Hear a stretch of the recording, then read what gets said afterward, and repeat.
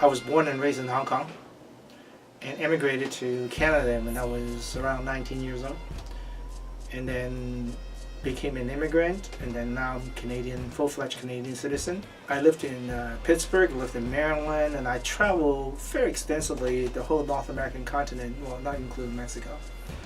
I would just say that in general, overall, Pacific Northwest, there's no other place like it year-round living.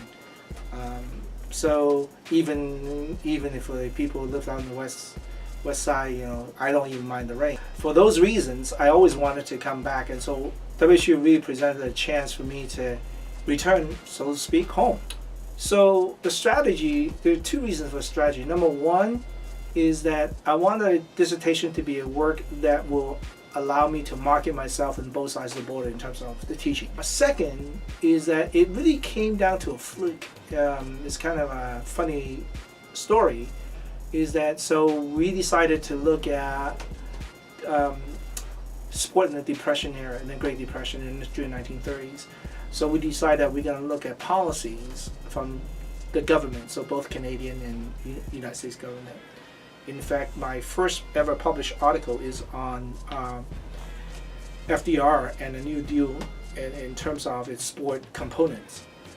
So we said, okay, that's constitute two chapters. So we need to look at two other chapters for amateur sport now to compare apples with apples and oranges with oranges.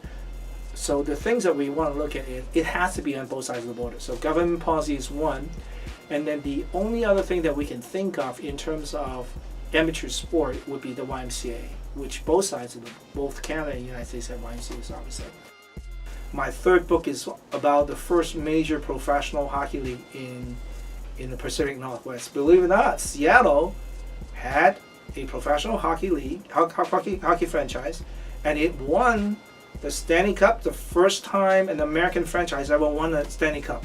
I love them all. I think this is one of the reasons why. I mean, there's no money in teaching, so if you ever want to make money, don't ever teach. But for me, money is not everything. It is loving what you do, and I love teaching. I love teaching in the sense that I connect with the students, and each class is a different group, different personality as a class.